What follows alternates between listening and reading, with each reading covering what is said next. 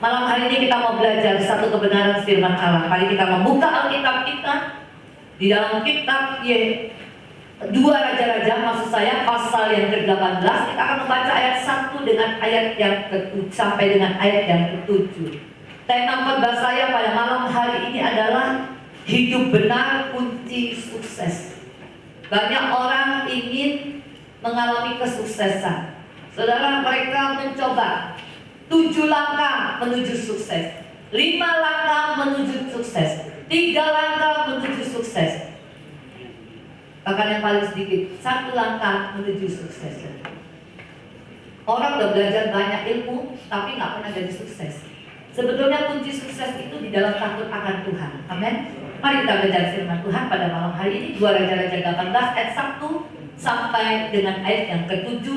Maka dalam tahun ketiga zaman Hosea bin Ela Raja Israel, Hizkia anak Ahaz Raja Yehuda menjadi raja. Silakan.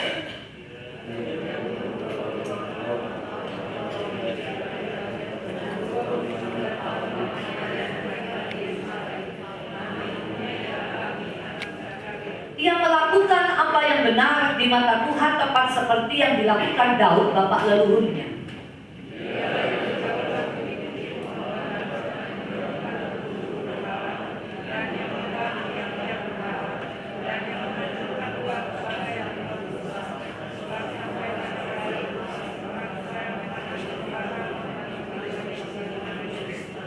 Ia percaya kepada Tuhan Allah Israel, dan di antara semua raja-raja Yehuda, baik yang sesudah dia maupun yang sebelumnya, tidak ada lagi yang sama seperti dia.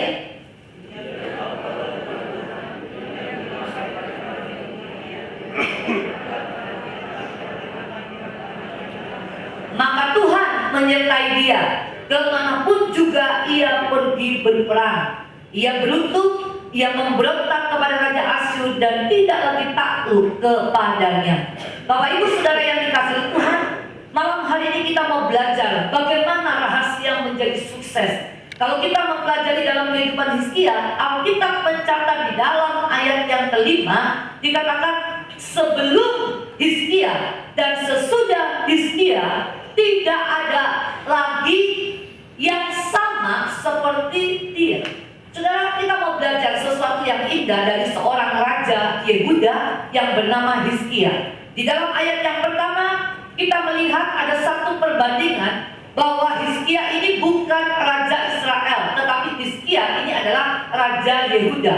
Karena pada waktu itu kerajaan Israel sudah terpecah menjadi 2 sejak pemerintahan anak Salomo, Rehabeam. Saudara, kerajaan Salomo terpecah. Oleh karena apa? Oleh karena Salomo tidak berpegang kepada perjanjian Tuhan. Tuhan berkata kepada Salomo, apabila Salomo hidup menurut seperti bapak leluhurnya Daud, maka Allah berjanji akan mengokohkan kerajaannya. Tetapi sangat disayangkan oleh karena 1000 istri yang ada di sekeliling Salomo, itu yang menyebabkan hati Salomo tidak lagi berpaut kepada Tuhan, melainkan dia sekarang menjadi penyembah daripada berhala-berhala dari istrinya. Saudara, itulah alasan kenapa Tuhan memecah kerajaan Israel itu menjadi kerajaan Israel dan kerajaan Yehuda. Nah, sekarang yang saya ceritakan ini adalah tentang Hizkia, raja Yehuda.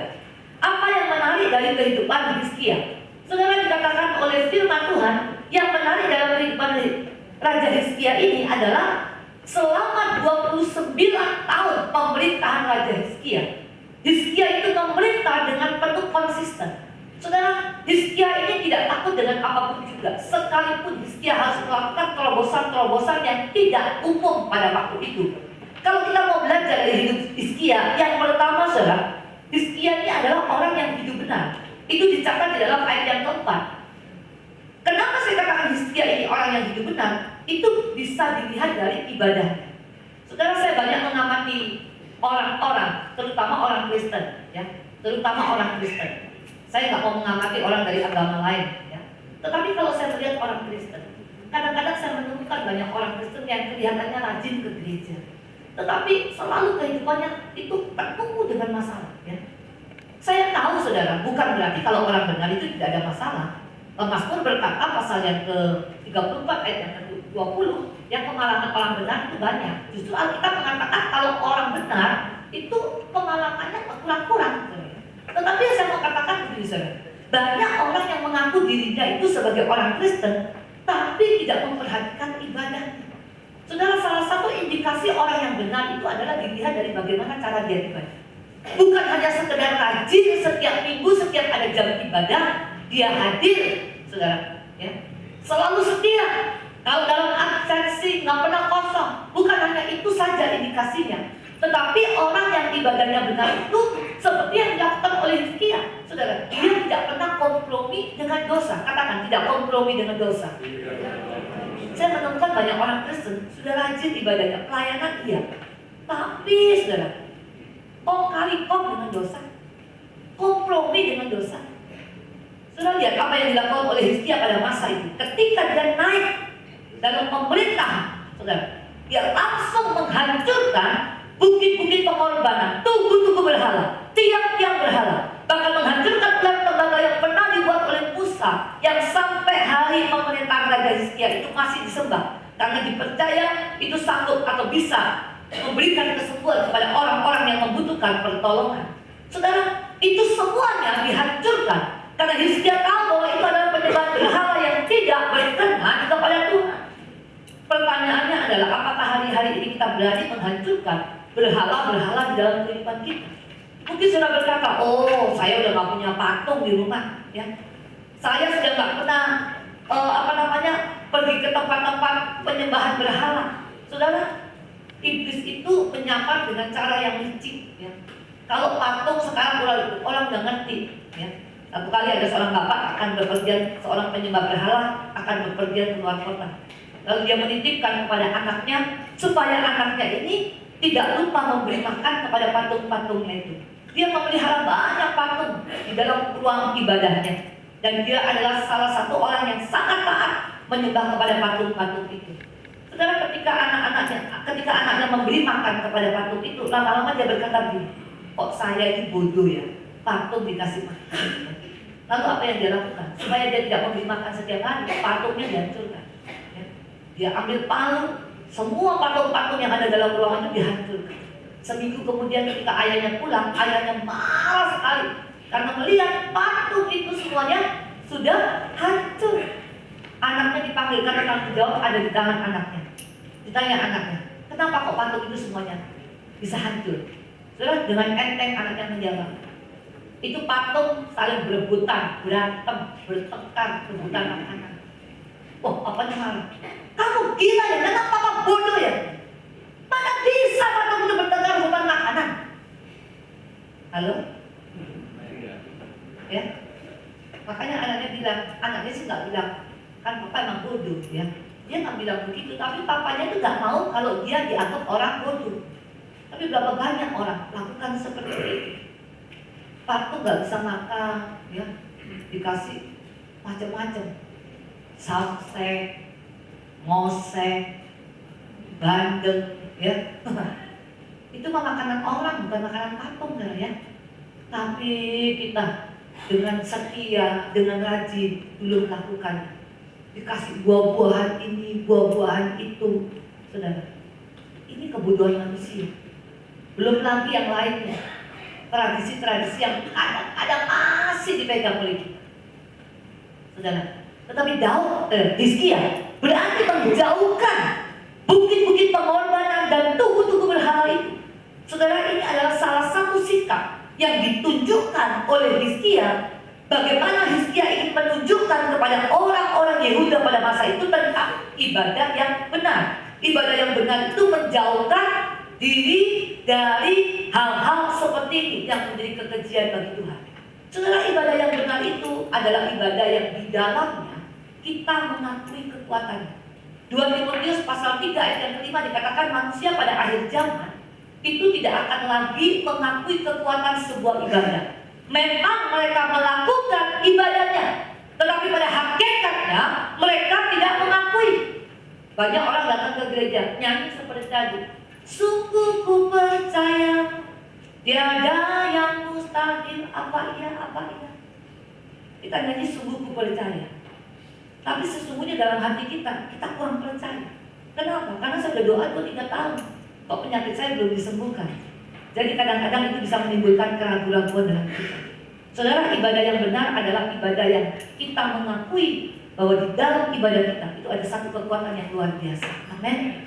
Bahkan saya percaya di dalam puji-pujian Allah sanggup menyembuhkan setiap orang yang membutuhkan pertolongan. Mujizat itu terjadi bukan hanya pada waktu altar call, tetapi mujizat itu bisa terjadi kapan saja. Ketika kita siap, ketika Tuhan mau melaksanakan, maka saya percaya ketika kita datang dengan penuh iman, maka tidak ada perkara yang mustahil. Bapak Ibu Saudara yang dikasihi oleh Tuhan, mari kita belajar mengakui kekuatan ibadahnya, sehingga ibadah yang kita kerjakan dengan sungguh-sungguh. Kita menyanyi dengan sungguh-sungguh. Ya, seringkali saya banyak mengamati orang menyanyi di rumah Tuhan, saudara, jadi pengamat ya, yang nyanyi mulutnya kayak ikan koi. Ya, tadi kepalanya, matanya cenderung ke sana ke sini ya, dia nggak konsen ya, saudara. Memang tidak ada ayat yang mengatakan kalau kita nyanyi, menyembah, berdoa mesti tutup mata. Nah, ada ayatnya memang, saudara. Tapi kalau saudara sungguh-sungguh ini menghayati kasih Tuhan, ya, merasakan kasih Tuhan dan kebaikan Tuhan, penyertaan Tuhan, pemeliharaan Tuhan, berkat Tuhan dalam hidup kita, ya, saudara. Nah, ada orang yang nyanyi, makanya cuma cari-cari itu, saudara ya. DPTP itu tebar pesona, saudara ya. Kalau kita sungguh-sungguh serius datang beribadah kepada Tuhan, ya, kita harus memuji Tuhan dengan sungguh-sungguh, memberi persembahan harus dengan sungguh-sungguh, ya, dan dengan segenap hati kita. Kalau kita nggak punya, ya nggak usah utang, benar nggak? Bilang utang, kolektor ya, tadi dompetnya lupa. Ada orang kasih buat Tuhan utang, ya. Itu pun kadang-kadang mungkin kita suka lupa nggak bayar. Dilupakan saja. Saudara, mengakui kekuatan dalam ibadah. Ketika kita mendengar kebenaran firman Allah, sungguh-sungguh kita menyimpannya dalam hati kita. Saudara, kalau perlu, kalau saudara mau, catat juga jauh lebih baik ya. Supaya nanti kalau di rumah kita ingin mengulang lagi, saudara, ya, kita bisa mengingat bagian-bagian dari firman Tuhan mana yang ingin kita ulang.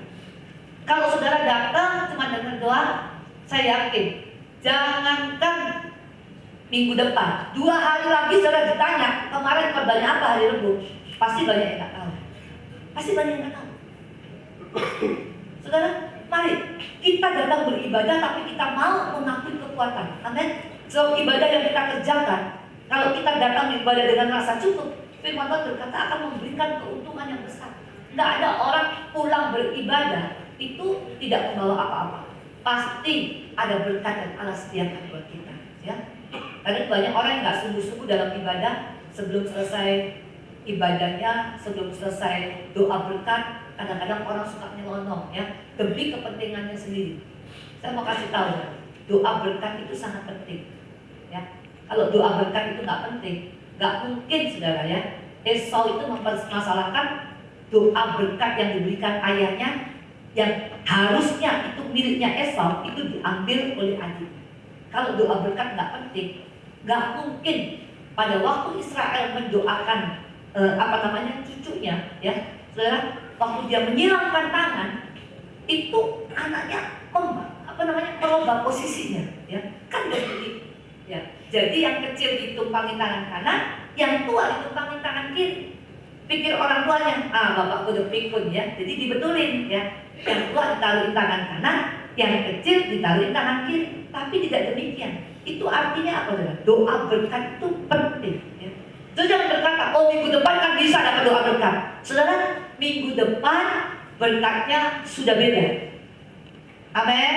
Walaupun yang menyampaikan doa berkat, Om Jos juga, Pak Bambang juga, ya, bukan masalah orangnya, tapi masalahnya kehendak Tuhan itu mau memberi berkat apa kepada kita, itu adalah kehendak. Makanya kalau hari ini Tuhan mau memberkati kita dengan cara apa, belum tentu besok Tuhan itu bisa sama seperti yang sekarang, apalagi sampai ke minggu depan. Saudara, akui kekuatan dalam ibadah, ya. Dan juga yang ketiga, ibadah yang benar itu adalah kalau kita tidak melakukannya karena perintah manusia. Karena itu Tuhan marah kepada orang Israel yang melakukan ibadahnya itu hanya sekedar rutinitas, ya, hanya karena perintah manusia.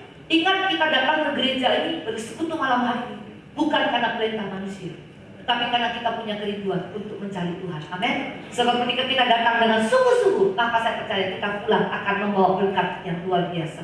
Oleh karena itu, saudara, selama Hizkia hidup dan memerintah sebagai raja, firman Tuhan berkata dia tidak pernah menyimpang ke kiri atau ke kanan. Artinya dia menjadikan Tuhan sebagai otoritas yang tertinggi di dalam kehidupannya. Itulah rahasia mengapa Tuhan memberkati kehidupan Hizkia. Yang kedua, saudara, saya katakan kita mau belajar dari Hizkia, bagaimana Hizkia ini menjadi orang yang sukses. Yang kedua, karena Hizkia ini memiliki iman yang benar. Ayat yang kelima dikatakan begini, ia percaya kepada Tuhan Allah Israel. Kalimat ini dicatat menjadi awal, saudara, di dalam ayat yang kelima. Karena pada masa itu orang-orang Israel, orang-orang Yehuda banyak sekali yang melakukan penyembahan berhala. Tetapi Hizkia ini memberikan satu contoh teladan bahwa ini loh yang saya lakukan, menyembah kepada Tuhan Allah Israel adalah iman yang benar. Iman yang benar itu percaya kepada Tuhan, bukan kepada patung-patung. Bukan percaya kepada, tadi dikatakan ayat yang keempat, patung ular tembaga yang disebut dengan Nehushtan. Bukan berdoa kepada batu-batu, pohon-pohon besar. Saudara, banyak orang Kristen yang iman percayanya itu nggak benar. Satu kali saya sedang melayani di sebuah gereja di kebaktian kaum wanita, jemaatnya nggak banyak, hanya 8 orang. Saudara, itu pun mulainya molor-molor, ya. Jam 10 dimulai, jam 10 kurang 5 menit, saudara tahu, nggak ada yang datang. Saya datang udah dari jam 9.25. Saya di depan pintu gereja. Pintu gerejanya digembok, ya, dirantai-rantai gitu, saudara, ya, dirantai-rantai kayak kandang anjing gitu. Saya bilang ini, waduh, pintunya ini ditutup, ya. 9.25 pintunya ditutup. Saya gak pengen pipis, ya, karena saya jauh, saudara. Saya tinggalnya di daerah Kalideres, ya, dekat di perumahan Citra 1, dekat airport. Jadi ke gereja itu butuh perjalanan 1 jam setengah. Saya pikir nyampe di situ saya bisa masuk gereja, bisa numpang pipis. Nggak taunya pintu gerejanya tertutup. Waduh, udah begitu nggak ada tempat kedua. Jadi saya nunggu di seberangnya gereja itu, di bawah tembok begini yang tidak ada gentengnya juga. Jadi saya begini-begini sudah untuk menghindari panas, ya. Dalam hati saya mesti nunggu di sini berapa lama? Karena tahu, kira-kira jam 10 kurang 10 menit, ibu gembalanya baru datang turun dari bajai. Dia bilang, maaf, betul saya maaf ya. Dan nunggu lama ya? Bukan lama lagi, lu lama banget. Udah lama banget, ya. Oh ya, saya tanya, tante nggak ada orang yang bisa bukain pintu selain tante? Nggak ada, tante yang pegang kunci. Dan tante udah tua, ya. Dia yang buka kunci pintu gereja. Singkat cerita, saya udah duduk 5 menit. Lalu, saya tanya, kok belum pada datang, ya? Iya nih, pada kemana? Orang-orang mungkin lagi sibuk pada masak kali, ibu-ibu, ya. Mau kebaktian apa enggak? Ya udah, saya tunggu. Jam 10 kurang 5 menit. Datang satu anak muda, pakai celana 7/8 gitu. Modelnya gemuk sekali gitu. Ayo tante ke atas, tante ke atas. Loh, kamu aja belum ke atas, ya? Saya suruh ke atas, ngapain? Begitu loteng atasnya dikunci juga. Ya. Saya bilang buka dulu, nanti kalau udah buka AC dinyalain baru saya naik, ya. Udah datang aja ajak saya naik ke atas, mau ngapain, ya. Jam 10:10 datang satu ibu. Sorry ya telat ya.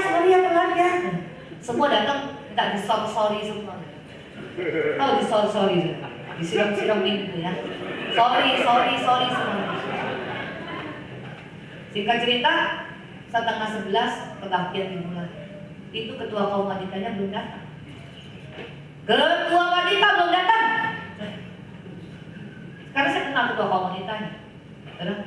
Tahu jam 11 kurang 15 menit ada seorang ibu datang terlambat. Halo, shalom ibu, udah datang. Jadi pemilik pujian. Jadi yang pemilik pujian ini anak muda yang pertama kali datang, yang pakai celana 7/8, ya, pakai sendal laki. Dia perempuan pakai sendal laki, ya. Sendal silang model laki. Saya kan bisa bedain sendal laki sendal perempuan, ya. Masa ibadah modelnya kayak begitu, ya. Pakai kaos yang udah molor kanan, molor kiri gitu, ya. Dia pimpin pujian di kebaktian wanita. Karena apa? Karena dia nggak premen, kan kebaktian cuma ya 7-8 orang, ya. buat apa pakai baju keren-keren, pakai baju batik mahal-mahal ya, mahal di sabunnya bener. Kebaktian asal-asalan. Lalu ibu itu ditawari, tante mau kesaksian gak? Kenapa kok telat tante? Oh iya saya mau kesaksian. Tantenya gemuk, pendek, rambutnya dikuncir, kayak ekor tikus gitu saya. Iya, minta maaf ya bu ya, saya sampai ngos-ngosan ini saya datangnya telat karena saya harus ngurusin cucu saya. Saya dengerin, udah datang telat, nyusahin hamba Tuhan ya, gak ada rasa bersalah. Dia bilang gini, iya, soalnya cucu saya rewel ya, kan cucu saya tinggal di daerah Tegal Alur, Penceng, ada jemaat sini orangnya tinggal sana. Tapi saya kan yang guru bahasa Mandarin ya. Iya, Bu Indriani. Dia tinggal dari situ, dia tahu pas, cucu saya itu tinggal di gang setan. Jadi nangis terus sepanjang malam tuh rewel ya. Jadi saya bilang sama anak saya, sama mantu saya, kasih banglet ya di bajunya anaknya, cucunya yang masih umur berapa bulan, 3-4 bulan ya. Dikasih banglet supaya nggak rewel. Saya tahu banglet. Banglet itu rempah-rempah ya, semacam kunyit, jahe yang sejenis begitu ya. Tapi itu dipercaya punya kemampuan, punya kekuatan untuk usir setan. Saya waktu naik khotbah, saya udah gak senang hati aja sama tante itu. Langsung saya tegur dari mimbar. Maaf tante, saya tanya tante jadi orang Kristen udah berapa tahun? Udah lama saya, 25 tahun lebih. Orang Kristen karatan begini ya. Gak bisa bedain mana yang benar dan gak benar ya. Saya bilang maaf tante ya, saya kasih masukan ya. Kalau lain kali tante bersaksi, jangan bersaksi seperti itu. Gak membangun orang lain, ibu gembalanya kok berani negur ya. Karena kalau ditegur dia tersinggung, wah, betul. Tekot-tekot-tekot ya Pak ya. Jemaat yang nggak mengerti gini harus dibimbing ya.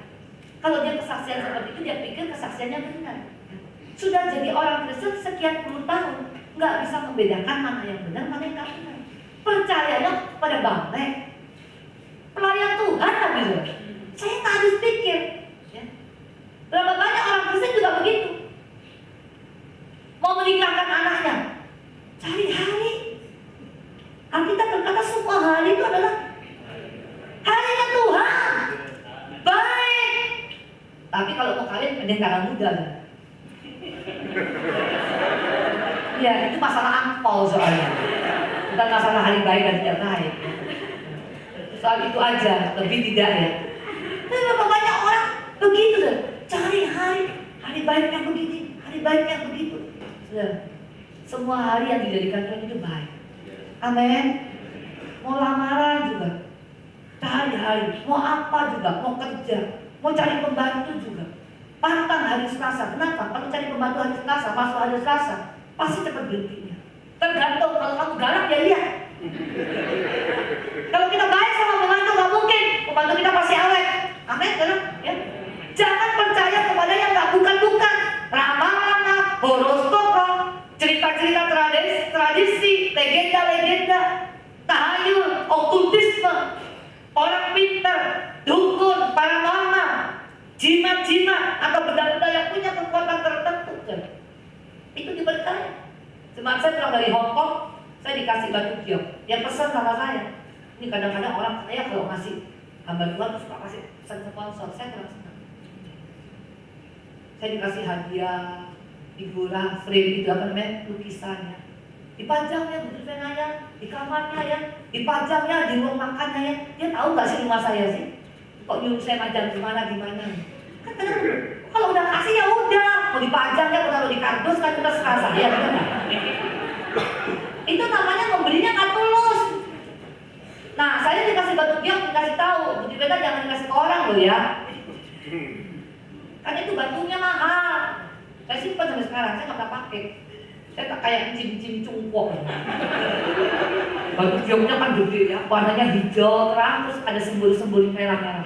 Dia bilang gini, itu batu ada kekuatannya gitu Vena. Oh ya, apa kekuatannya? Saya pengen tahu. Batu punya kekuatan. Kalau saya dikasih makan baru bisa kuat saya.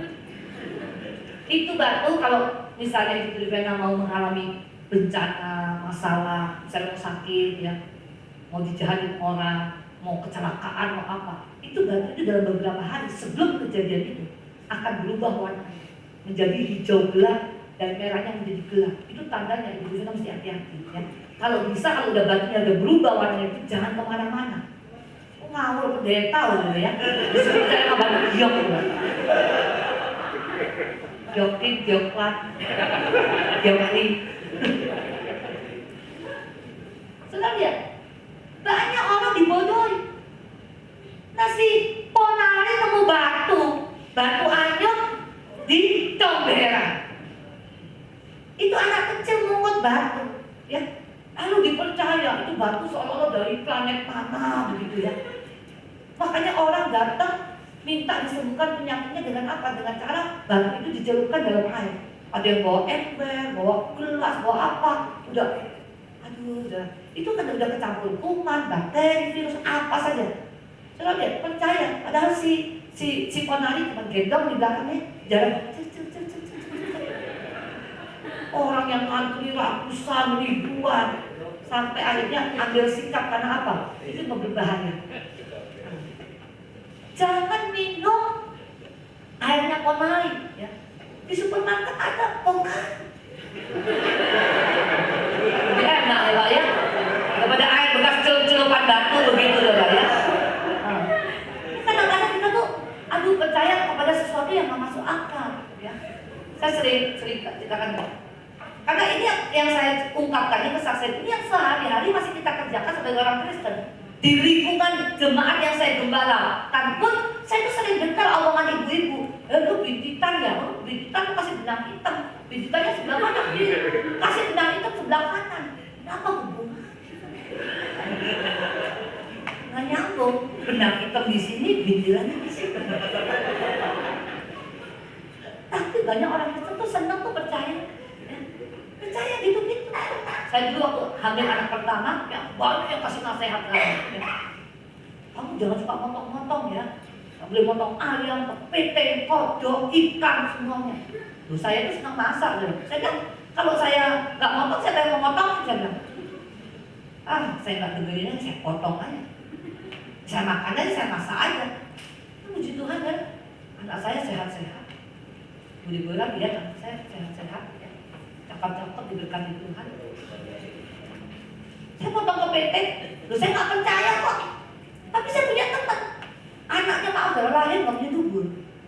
Saya bilang kenapa ya? Saya tanya tuh maksudnya tulus kenapa? Iya soalnya dulu saya pernah waktu hamil dia, saya tuh pernah nyumpel got katanya. Karena dia nyumpel got, jadi katanya anaknya tuh nggak punya dubur, nggak punya saluran pembuangan. Saya pikir nggak ada hubungannya, tapi karena dia percaya, maka saya katakan jadilah apa yang kau percayai. Kalau kita percayakan Tuhan, kita akan mengalami kuasa Tuhan. Tapi kalau kita percaya kepada hal-hal seperti itu yang diceritakan dongeng-dongeng seperti itu, maka terjadi seperti yang engkau imani. Saya dulu kalau makan pisang tuh senangnya pisang dempet sebenarnya. Tapi ternyata orang tua tuh pada melarang anak makan pisang dempet. Saya dimarahin, jangan makan pisang dempet. Anak gadis gak boleh makan pisang dempet. Saya bilang kenapa? Saya nggak ngerti. Jangan. Nanti kalau kamu punya anak, nanti anak kamu makan dempet. Dempet masalah apa? Ternyata belakangnya saya baru saya gobokin ya. Pisang dempet itu kan satu kulit saya, jadi dua isinya kan gede. Terus saya bilang kebetulan ini senangan saya ya. Saya senang makan pisang, kalau sekali ambil langsung dapat dua gitu ya. Jadi rupanya ada yang ngincer selain saya gitu ya. Jadi saya nggak boleh makan pisang dempet ya. Saya tuh kalau makan tuh nggak senang duduk di kursi, ngaduk meja makan tuh formil nggak senang ya. Saya senang ambil piring, duduk di dekat pintu gitu saya. Nggak boleh, perawan nggak boleh duduk. Kenapa saudara? Nanti berat jodoh. Setahu saya ngalangin jalan dia. Bukan soal berat jodoh, buktinya enteng nih jodohnya. Amin ya, amin ya. Jangan percaya kepada yang begitu-begitu. Nah di gereja juga banyak tuh. Apa itu yang rohani? Sudah banyak pendeta sekarang dijadikan dukun oleh jemaatnya. Bambang, tolong anak saya sakit tolong doakan aqua itu dia tumpangin tangan makanya aqua ini baru lagi diminumkan pada yang sakit. Kalau pas kebetulan yang sakit sembuh, jadi dukun langsung. Ya jemaat akan datang nanti pegang nomor urutan 1, 2, 3, 4. Termasuk perjamuan kudus dan anggur juga hari-hari ini sedang dibuat mistik. Ya. Ada orang teman saya di kulkas. Saya bilang, buat apa kamu beli kulkas tadi? Khusus untuk nyimpen anggur perjamuan kudus. Naruh minyak urapan. Saudara, saya nggak anti, itu Alkitab ngomong ada. Tapi persoalannya apakah kita itu beriman kepada Tuhan Yesus atau kepada roti dan anggur, itu persoalan. Nah, ini yang harus diluruskan. Dan kalau tidak, mistik itu sudah masuk dalam gereja. Kalau di dalam Alkitab ada Petrus yang mendoakan orang sakit lewat sapu tangan. Sekarang kita juga begitu, ya. Orang yang bisa datang, kita membawa orang yang untuk didoakan, kita bawain kaosnya, bajunya lah, celananya lah, suruh pendeta mendoakan. Saudara, hati-hati, banyak mistis masuk di dalam gereja. Kepada yang seperti ini kita tidak boleh percaya. Hizkia menunjukkan percayanya hanya kepada Allah saja untuk membedakan iman yang dimiliki Hizkia itu tidak sama dengan iman yang dimiliki oleh orang-orang Yehuda pada masa itu. Itu sebabnya kalau kita melihat dalam 2 Raja-Raja pasal 20 dari ayat 1 sampai dengan ayat yang 11, ketika Hizkia satu hari sakit, saudara, dan Tuhan berkata Hizkia akan mati karena penyakitnya. Saudara tahu apa yang dapat Hizkia? Hizkia tidak bingung mencari orang pintar. Hizkia tidak panik untuk tanya ke sana sini bagaimana cara mengobati penyakit itu. Dia cukup datang, meratap, berseru kepada Tuhan. Dan saudara tahu, Tuhan merubah setiap keputusannya. Dari umurnya yang harusnya hari itu berhenti, lalu Tuhan memberikan bonus, diperpanjang usianya, ditambah 15 tahun. Oleh karena apa? Oleh karena Alkitab mengatakan bahwa Hizkia menerima mujizat karena Tuhan berbelas kasihan kepada Hizkia. Oleh karena Hizkia itu didapati dia adalah orang yang tulus hati dan melakukan apa yang benar dan berkenan kepada Tuhan. Ini kuncinya.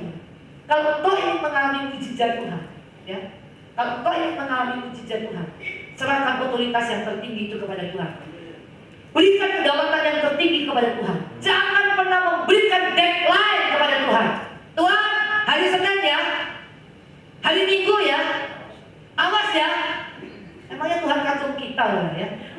Makanya kenapa banyak orang sulit mengalami mujizat Tuhan.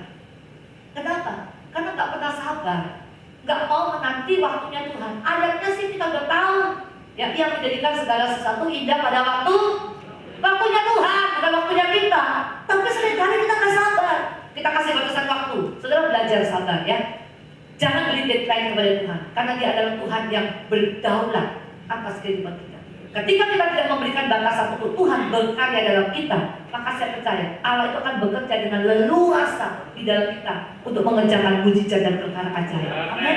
Itu janji Tuhan kepada kita. Pegang saudara. Jangan kita datang mengharapkan mujizat, nggak sembuh kita ngomen-ngomen. Katanya tadi saya udah ditumpangi tangan, saya udah jatuh, ya, saya udah tumbang, ya. Tapi pulang kok sakitnya masih dirasakan lagi. Saudara, Allah bisa bekerja dengan cara apa saja, ya. Jangan batasi Tuhan kita bekerja, tapi percayalah dengan sungguh-sungguh kepada Tuhan. Tuhan Yesus titik, bukan plus-plus. Amin. Ya, jangan diberi embel-embel yang lain. Itu rahasia kita bisa memiliki kesuksesan, yaitu dengan kita percaya kepada Tuhan yang benar.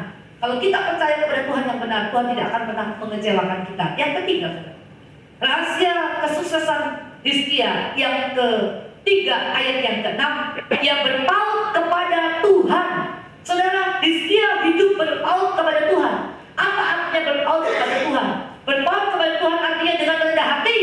Dia hidup bergantung, mengandalkan Tuhan sepenuhnya dan mengakui Tuhan dalam kehidupannya. Saudara, Alkitab berkata selama Hizkia hidup 29 tahun dia memerintah sebagai raja, dia tidak menyimpang ke kiri ke kanan. Dia tetap mengikuti Tuhan, berpegang pada perintah-perintahnya. Saudara, ini yang selalu menjadi perjanjian Tuhan kepada raja-raja Israel, ya. Setiap kali raja-raja Israel itu hidup dalam, bisa dikata di dalam 2 Tawarikh 17, kepada Yosafat juga Tuhan membuat perjanjian yang sama. Di dalam ayat yang ketiga dan 5, 2 Tawarikh 17 ayat 3 dan 5, Tuhan berjanji kepada Yosafat, kalau Yosafat sungguh-sungguh memegang perintah Tuhan, maka dia akan mengokohkan kerajaannya. Saudara, di dalam 1 Raja-Raja pasal pasal 9 ayat 4-9 tentang Salomo, Tuhan juga berkata yang sama. Selama Salomo hidup tidak menyimpang ke kiri atau ke kanan, tetapi dia tetap mengikuti Tuhan dan berpegang kepada perintah-perintahnya, maka Tuhan akan mengokohkan kerajaan Salomo. Saudara yang kasih Tuhan, Tuhan mau kita menggantungkan hidup kita sepenuhnya kepada Tuhan, bukan mengandalkan kekuatan kita. Amin, saudara. Bukan mengandalkan kemampuan kita, bukan mengandalkan kesanggupan kita, tapi dengan sungguh-sungguh mengandalkan Tuhan. Dan saudara tahu, orang yang mengandalkan Tuhan itu tidak pernah dikecewakan oleh Tuhan. Amin. Saya mau menyambung kesaksian saya beberapa waktu yang lalu di gereja ini juga saya ingat. Ketika saya menceritakan tentang anak seorang pemuda di gereja saya yang saat ini sekarang berusia 26 tahun, dia 23 tahun bersama dengan kami sejak umur 3 tahun, saudara, ya. Karena saya dan suami mengembalakan 23 tahun, jadi ini anak ikut kami pelayan dari kecil, dari sekolah minggu sampai sekarang 26 tahun. Dia melayani Tuhan dengan setia. Tapi ada orang yang jahat dengan dia, tak setia dengan dia. Lalu ngomongin, ngapain lu setia-setia di GBI Citra? Saya di Perumahan Citra, saya punya pengembalaan Gereja Bethel Indonesia, saya pakai nama Perumahan Citra. Karena itu ada beberapa Citra, saya perintisan awal saya 23 tahun yang lalu di Perumahan Citra 1, jadi saya pakai nama Perumahan Citra 1. Nah, saudara, anak muda ini dicemooh oleh teman-temannya, ya. Tapi saya lihat ini orang sekeluarga, dari papa mamanya, dia anak nomor 1 dan 2 orang adiknya sama-sama melayani di gereja kami. Orang yang setia, yang cinta Tuhan luar biasa, ya. Hidupnya itu mengandalkan Tuhan, sederhana sekali. Saudara, satu kali ini anak oleh omnya, ya, dikasih rumah. Karena apa? Karena dia mau dipinjemin mobil untuk kerja, dia nggak mau, ya, nggak usah. Dia panggilnya Itio, nggak usah Itio, cukup naik motor aja jadi sales. Jangan, kamu pakai mobil, nggak mau. Karena dia nggak mau, saudara. Hari itu dia perintahkan istrinya, karena istrinya itu belum ke rumah untuk cari rumah buat dia. Akhirnya dapat rumah, beli rumah seharga 425 juta. Saudara tahu, dipindahkan namanya kepada anak ini. Bukan cuma itu, Itio-nya itu beliin dia mobil Terios, ya. Kemarin ini dibeliin mobil Terios. Karena dikasih mobilnya, Itio-nya dia nggak mau. Langsung dia bilang sama istrinya, cari mobil yang baru, dibeliin. Saudara, saya melihat anak ini berkatnya luar biasa. Waktu dia nempatin rumah, sebelum dia nempatin rumah, rumahnya direnovasi 50 juta. Itu yang bayar Itio-nya. Dia nggak perlu buat uang 1 rupiah pun. Padahal temannya mencemooh, lu setia-setia ke gereja pelayanan gak dapat apa-apa, ya. Kapan lu bisa ngumpulin duit buat beli rumah, beli mobil, beli apa, ya. Dia gak perlu keluar uang 1 rupiah. Tapi Tuhan berkati dia dengan rumah, dengan mobil. Saya tidak berkata berkat itu jatuh dari langit. Saya tidak berkata demikian. Tapi saya percaya orang yang hidupnya mengandalkan Tuhan itu tidak pernah dipermalukan. Karena kami semua satu gereja kenal dengan anak ini dari umur 3 tahun sampai sekarang 26 tahun usianya. Dan tahu waktu dia mau masuk rumah itu, ya, dia masih single, belum nikah. Jadi kita ini yang di gereja, ibu-ibu, om-om itu yang sibuk. Kita patung aja, kita beli kulkas, beli TV, beli ranjang, beli apa. Dan dia bilang gini, aduh tante, jangan tante. Ini bukan tante yang beliin kok, ini tante-tante dan om-om sama teman-temannya. Pada ngumpulin gue, beliin buat isinya. Aku beli apa? Aku beli keset, jadi dia cuma beli keset doang. Dari tempat beras sampai kitchen set, itu semua teman-teman gereja yang ngisi. Bukan saya mau cerita jemaat saya yang baik. Kalau sudah mau pindah, jangan. Tapi saya mau kasih tahu, saudara, ya, karena anak ini setia, hidupnya mengandalkan itu, tidak mengandalkan kekuatan sendiri. Walaupun anak ini beratnya, badannya itu 100 kilo lebih, saudara, ya.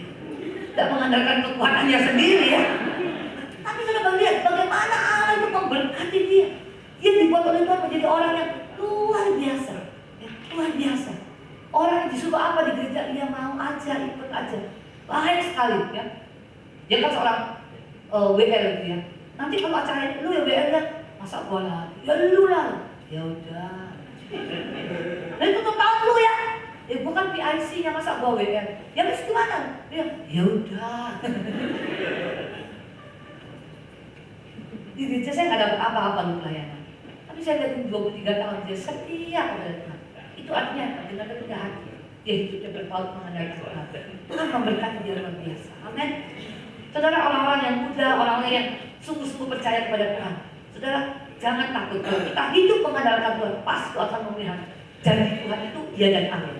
Yang keempat, yang terakhir, bagaimana kita bisa belajar kesuksesan dari setia? Saudara, ayat yang ke-7. Dikatakan maka Tuhan menyertai dia. Kemanapun juga ia pergi berperang, ia beruntung. Saudara lihat, ciri-ciri orang yang mengalami kesuksesan itu adalah hidupnya disertai oleh Tuhan. Saudara punya apa-apa, dapat apa-apa, tapi kalau nggak ada penyertaan Tuhan itu percuma. Amin. Yang paling penting dalam kehidupan kita itu bagaimana Tuhan menyertai kita. Amin. Amin. Ya, Tuhan menyertai kita. Kemarin ada seorang ibu bersaksi di gereja di kebaktian kaum wanita. Lalu selesai kebaktian, itu dia ngobrol dengan saya. Dia bilang begini, Ibu Trimena, itu orang itu, jemaat kami juga, ya, karena dia tinggal di perumahan yang lain. Saya nggak tahu setiap hari ada kejadian apa, tapi temannya ini menceritakan kepada saya. Dia tanya kepada saya, kenapa ibu ini kok selalu dapat masalah? Masalahnya itu bertubi-tubi. Ya belum lama suaminya stroke. Habis suaminya stroke, anaknya kecelakaan cukup parah, sempat dioperasi kepalanya. Setelah itu, ini mamanya sakit opnam. Keluar dari rumah sakit, belum lama 1-2 hari ditipu ya, ditipu dengan cara dia ketemu dengan seseorang yang ngajak dia ngobrol, lalu bawa dia ke ATM, ya. Lalu ditanya, punya duit nggak? Punya. Bawa kartu ATM dia. Lalu orang ini diperintah lewat handphonenya. Ini lewat handphone, saudara. Diperintah nih, suruh putar nomor itu lalu dipandu lewat handphonenya ini untuk mengeluarkan sejumlah uang, transfer uang. Saudara tahu, dia disuruh kirim 50 juta, ya, ditransfer. Begitu ditransfer, 5 jam kemudian dia baru sadar, tapi saya ngapain? Itu setelah 5 jam. Nah, lalu dia cerita curhat dengan teman saya, satu yang lain. Lalu teman saya ini cerita kepada saya, dia bilang, ini ibu ini kesian ya, selalu dirundung masalah bertubi-tubi ya, banyak masalah dalam kehidupan. Kalau menurut Ibu Divina, kenapa orang ini? Waduh, tahu juga emang berdukun ya. Kalau pendeta tuh kalau ngomong hati-hati deh ya. Kalau pendeta sekali ngomong benar, kali waduh ya. Emang Ibu Divina ini punya kepekaan yang lebih dari itu. Jadi apa-apa orang tanya saya, Ibu, saya mimpi ini apa artinya? Saya mimpi ini apa artinya? Saya pernah mimpi deh. Saya ini orang yang paling jarang mimpi ya. Paling susah untuk mimpi. Kalau kepengen mimpi itu harus berdoa, Tuhan berikan aku mimpi. Sampai begitunya karena susah mimpi saya. Kali saya mimpi, dalam mimpi saya itu saya dikasih uang sama itu almarhum Om Sudono Sani yang sudah meninggal. Ya. Itu mimpi saya sekian tahun yang lalu, waktu saya baru perintisan gereja. Nah di dalam mimpi itu saya dibawa ke satu tempat, saya dijemput oleh sopirnya untuk masuk satu gang, lewat gang, lalu masuk satu bangunan. Di dalam bangunan itu banyak orang. Lalu tiba-tiba saya diketemukan dengan Om Lik itu. Waktu saya ketemu dengan Om Lik, saya tanya, Om perlu ketemu dengan saya? Oh iya, ini saya titip sesuatu. Terus saya dikasih kantong kresek hitam tebal segini loh. Apa ini ya? Nah, begitu saya dapat ini, saya pegang, langsung saya sadar. Ya itu cuma mimpi doang. Hari Kamis malam saya mimpi. Jumat pagi saya cerita pada suami saya. Pak, saya udah dulu mimpi dikasih Om Tim duit berkat segini. Suami saya bilang, saya kesel juga ya. Nggak percaya saja. Dia percaya. Dia percaya terpaksa suami saya. Dia percaya katanya. Itu hari Jumat pagi saya cerita. Jumat malam nggak terjadi apa-apa. Lalu tahu hari Minggu sore, ya hari Minggu sore, saya di bubar kebaktian, saya dicari oleh pekerja saya. Dia bilang, Ibu, ada yang mau ketemu dengan Ibu. Waktu saya lagi konseling, ada seorang keturunan Jerman lagi ada masalah keluarga. Jadi saya ngobrol sama dia sampai jam 11 malam. Ya kan orang tuh nggak sabar nungguin saya bubar kebaktian dari jam 8 sampai jam 11 malam. Lalu dia bilang, Ibu, titip ini aja, titip ini. Waktu saya terima barang itu persis seperti yang saya terima pada waktu saya mimpi hari Kamis itu. Nah, singkat cerita adalah saya cerita bersaksi nih hari Selasanya, itu kan hari Minggu. Hari Selasa saya cerita karena hari Minggu malam itu saya buka, isinya memang duit. Isinya memang duit, tapi bukan buat saya, ya. Bukan buat saya. Sejumlah yang cukup besar lah, puluhan gitu ya. Nah, kemudian saya cerita, kalau saya orang tidak mimpi gini. Waktu saya selesai pakaian kaum wanita, ada beberapa orang ibu ngantri. Saya bilang, kenapa? Ada perlu apa ya ibu ya? Enggak, sama tanya. Saya juga mimpi Bu, kalau begini. Oh, saya bilang, enggak. Saya nggak ada apa. Kalau sekali saya jawab, kalau saya jawaban saya benar, repot. Siapa yang seringkali menjadikan pendeta itu dukun? Dia jemaat juga. Iya. Hati-hati ya, jangan sampai ini terjadi ya. Kita itu bukan menjadi Tuhan atas orang lain, tetapi kita membawa orang lain kepada Tuhan. Ya. Saudara, ingat dalam hidup kita, kalau kita disertai oleh Tuhan, itu sungguh amat sangat luar biasa. Saudara punya apapun, saudara, kalau disertai dan diberkati oleh Tuhan, itu sungguh luar biasa. Firman Tuhan berkata, di dalam setiap peperangan, saudara, Hizkia ini selalu beruntung dan memperoleh kemenangan. Dan pada waktu Hizkia diperpanjang usianya 15 tahun, saudara tahu apa yang dilakukan oleh Hizkia? Hizkia hidupnya tidak menyia-nyiakan hidupnya. Dia menjadi berkat bagi orang lain. Di dalam pasal 20 ayat 20 dari kitab yang sama, waktu dia hidup, saudara, pernah Yehuda itu sekali dikepung oleh Raja Asyur Sanherib, sehingga air saluran air itu ditutup semuanya, sehingga banyak terjadi kelaparan dan kematian di negeri itu. Tetapi ketika Hizkia, saudara, menghancurkan tugu-tugu berhala dan bukit-bukit pengorbanan, di situ keberanian Hizkia mulai muncul. Dia tidak lagi mau dibawa intimidasi dan tekanan Sanherib Raja Asyur, tetapi dia memberontak kepada Raja Asyur. Saudara bisa baca di dalam ayat yang ke-7, dia tidak lagi mau takluk di bawah kekuasaan Raja Asyur, tetapi dia memberontak dan berperang mengalahkan Raja Asyur, sehingga akhirnya dia mengalami kemenangan. Ketika dia memperoleh kemenangan, disitulah Hizkia mulai membangun saluran air dan kolam-kolam penampungan untuk memelihara hidup bangsa Yehuda. Saudara lihat bagaimana penyertaan Tuhan selama 29 tahun terhadap Hizkia. Bukan karena Hizkia hebat, bukan karena Hizkia orang pintar, bukan karena Hizkia orang yang luar biasa. Dia sama, ya, seperti raja-raja yang lain. Tetapi yang membedakan adalah karena Hizkia adalah orang yang hidup benar dan takut akan Tuhan. Sehingga Alkitab mencatat sebelum dan sesudah Hizkia tidak ditemui raja-raja yang seperti dia. Bapak Ibu Saudara yang dikasihi Tuhan, ternyata menemukan orang yang hidup takut akan Tuhan itu tidak gampang. Walaupun banyak orang Kristen, tidak semua orang Kristen takut akan Tuhan.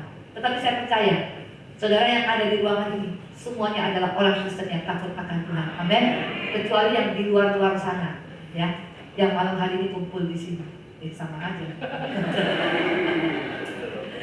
Karena itu Bapak Ibu Saudara dikasih Tuhan, mau jadi orang sukses, jangan berkata, oh karena saya S2, saya punya double degree, saya pasti akan sukses. Tidak menjadi jaminan. Oh saya kan anak orang kaya, pastilah kalau bapak saya sukses, pasti saya anaknya sukses. Siapa dulu bapaknya? Belum tentu. Saudara, pendidikan tidak selalu memberikan jaminan. Tetapi kalau kau punya pendidikan yang baik, saudara, tapi kau juga hidup dalam takut akan Tuhan, itu akan membuat berkatmu berlimpah-limpah. Karena itu kalau kau diberkati dengan kepandaian, jangan sombong. Kalau kau diberikan oleh Tuhan kekayaan, jangan sombong. Tapi tetaplah hidup dalam kerendahan hati dan takut akan Tuhan. Jangan menyimpang, jangan neko-neko, orang bilang ya. Menyimpang ke kiri atau ke kanan itu neko-neko, saudara ya. Jangan neko-neko, lempeng aja hidupnya, lurus saja, ikuti jalan Tuhan ya.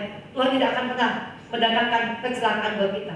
Rancangan Tuhan itu indah buat kita. Dia akan membawa kita ke jalan yang lurus, ke jalan yang sudah membawa kita, membimbing kita kepada rumput yang hijau dan kepada air yang tenang. Karena dia adalah gembala kita yang agung. Amin. Seorang gembala tidak akan pernah membawa kawanan dombanya kepada air yang beriak-riak, itu tidak.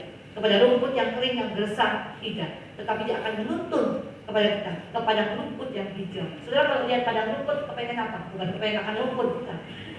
Saya kalau lihat padang rumput hijau, kepengen apa? Pengen tidur-tidur, benar nggak ya? Sehingga kita berkata dalam Mazmur 23, Dia membaringkan aku di padang yang berumput hijau.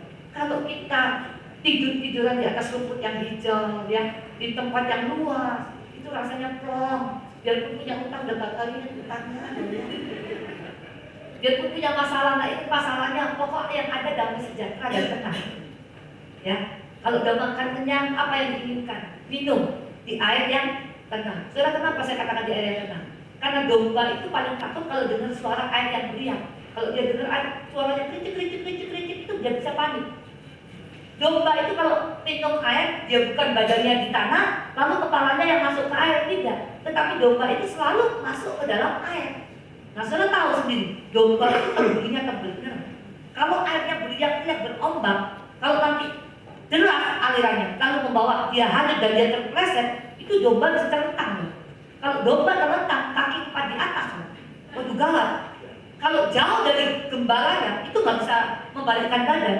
Dia akan mati dalam keadaan terlentang. Karena apa? Karena bulu-bulunya yang tebal itu menyerap air. Dia bisa mati dalam keadaan seperti itu. Itu sebabnya Tuhan itu tahu persis yang kelemahan kita. Tuhan itu tahu persis kebutuhan kita. Tuhan itu tahu persis ketidakmampuan kita. Tuhan itu tahu persis ketidaksanggupan kita. Itu sebabnya Tuhan tidak pernah punya rancangan yang jelek buat kita. Dia selalu membawa kita ke padang yang berumput hijau dan kepada air yang tenang. Karena Dia adalah Tuhan segala-galanya bagi kita. Jadilah orang-orang yang sukses dan diberkati oleh Tuhan. Amin. Kuncinya satu sederhana. Belajarlah hidup takut akan Tuhan. Mungkin pendidikan kita tidak tinggi, tapi kalau engkau hidup mengandalkan Tuhan, maka pembelaan Tuhan akan nyata dalam hidup kita. Amin buat kebenaran firman Tuhan. Mari kita berikan kepada kita katakan pujian. Ku datang ya Bapa dalam kerinduan.